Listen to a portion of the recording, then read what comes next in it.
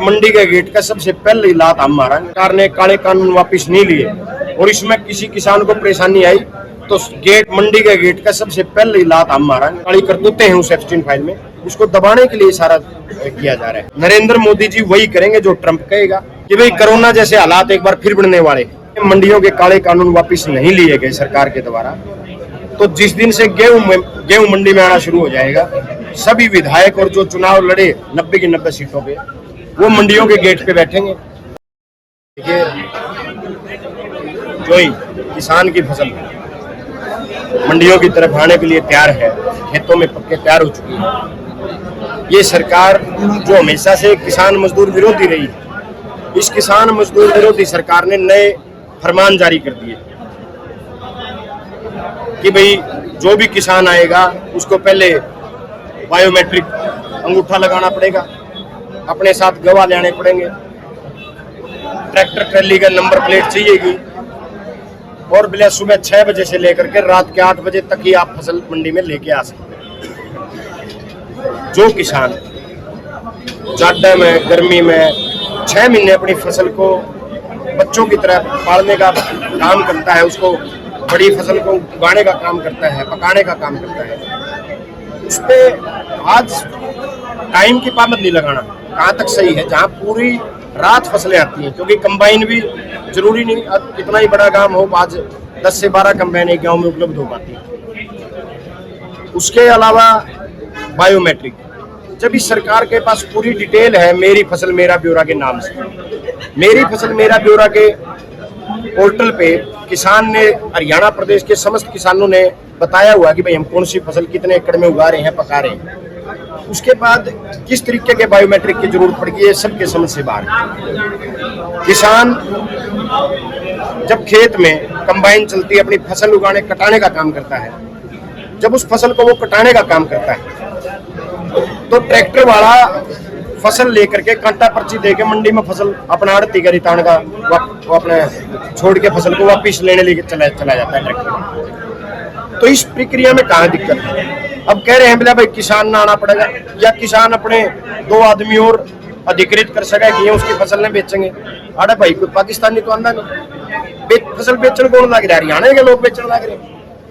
तो फिर इनसे किस बात की बायोमेट्रिक की जरूरत पड़गी? और जो ट्रैक्टर कभी कॉमर्शियल व्हीकल में नहीं आया, हालांकि ये अलग बात है, इन लोगों ने 28% GST खेती के यंत्रों से वसूलने का काम इस सरकार ने किया है।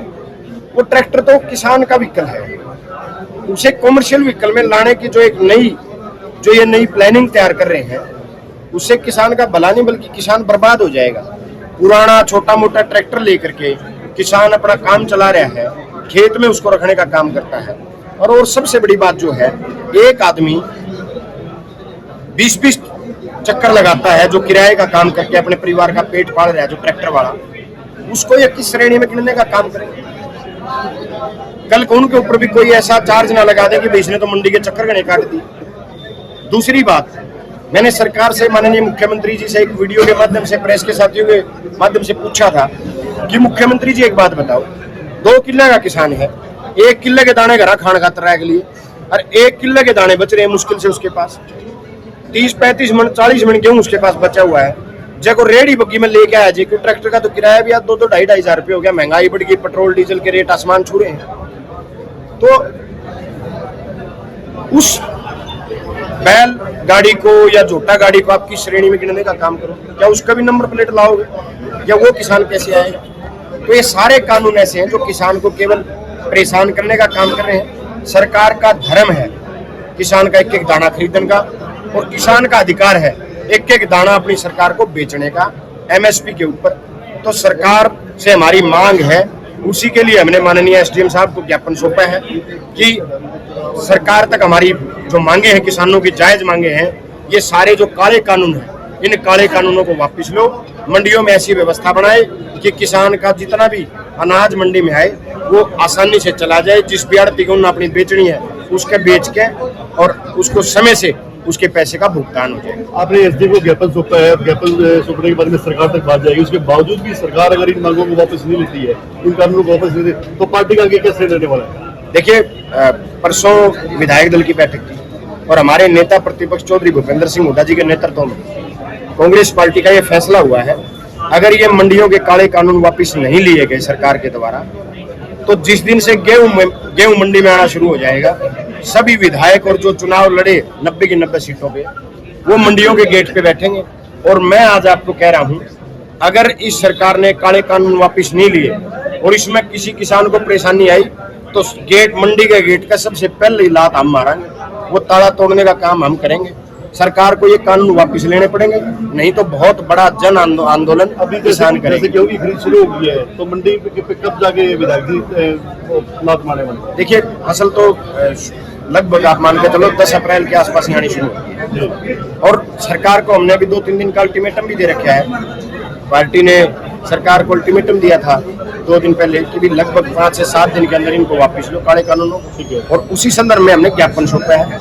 2-4 दिन में जब फसलें आनी शुरू हो जाएंगी और इस तरीके की समस्याएं किसानों को आई, मैं तो खुद एक किसान हूँ, अपना ट्रॉली के लपेट के मंडी के गेट पे बैठ जाएंगे। यदि जब भी किसी भी किसान का 2 या 4 दिन में कुछ ऐसा होता है, तो विधायक जी से पहले आगे 100% सरकार को वापस लेने पड़ेंगे कानून, और अगर नहीं लिए तो किसानों के आगे खड़े होकर के कांग्रेस पार्टी लड़ाई लड़ने का काम करेगी। और हमने तो हरियाणा में पहला ज्ञापन आज इसलिए प्रशासन को सौंपा है कि सरकार को पहले ये चेतावनी दी है कि काले कानून वापस लो, नहीं तो किसान लामबंद होकर के, किसान और मजदूर एक साथ इस सरकार की ईंट सेंट बजाने का काम करेंगे। जी, कमर्शियल सिलेंडर के 195 रुपए रेट बढ़ा दिए गए, आज 195 बढ़ाया है, एक हफ्ता पहले 114 रुपये और बढ़ाया था। और मुझे हैरानी है इस सरकार की विश्वसनीयता के ऊपर, जो सरकार सदन में खड़े होकर के तो ये कहती है कि भाई कोरोना जैसे हालात एक बार फिर बढ़ने वाले हैं, हालात बड़े क्रूशियल हैं, तेल के लिए, गैस के लिए बड़े दिक्कतें आएंगी, और वह सरकार सड़क पे आगे कह दे कोई दिक्कत नहीं, कोई परेशानी नहीं। तो मुझे इस सरकार का समझ नहीं आया कि ये सरकार चाहती क्या है। संसद के अंदर तो ये सरकार कहती है भाई एक बार फिर कोरोना जैसे हालात आएंगे तो हमें तैयार रहना होगा, और सड़क पे या सरकार ने कहा कि मैं दिखते नहीं आ रही। तो जो ईरान हमारा सबसे अच्छा दोस्त होता था, जो आज इस बुरे हालात में भी, बुरे दौर में भी इस देश को की मदद पहले भी इससे बुरे हालात में भी देश की मदद की है, उसके साथ तो हमने ट्रंप जी के आदेश के ऊपर उनके साथ तो हमने दुश्मनी कर ली। क्योंकि देश में जो भी हो रहा है वो ट्रंप के इशारे पे हो रहा है। नरेंद्र मोदी जी वही करेंगे जो ट्रंप कहेगा, क्योंकि अगर किसी पहले दिन अगर नरेंद्र मोदी जी ने ट्रंप की किसी बात की मनाही कर दिया, उसके आदेश को नहीं माना, तो उसी दिन जो बीजेपी के नेताओं का जो एप्स्टीन फाइल में जो वीडियोज हैं वो वायरल हो जाएंगी। और जो मिडल ईस्ट के देशों में जो युद्ध चल रहा है वो केवल और केवल अमेरिका के सनकी राष्ट्रपति और जो एप्स्टीन फाइल में पूरी दुनिया के शीर्ष नेताओं का जो काले कारनामे हैं, जो उनके काली करतूतें हैं उस एप्स्टीन फाइल में, उसको दबाने के लिए सारा किया जा रहा है।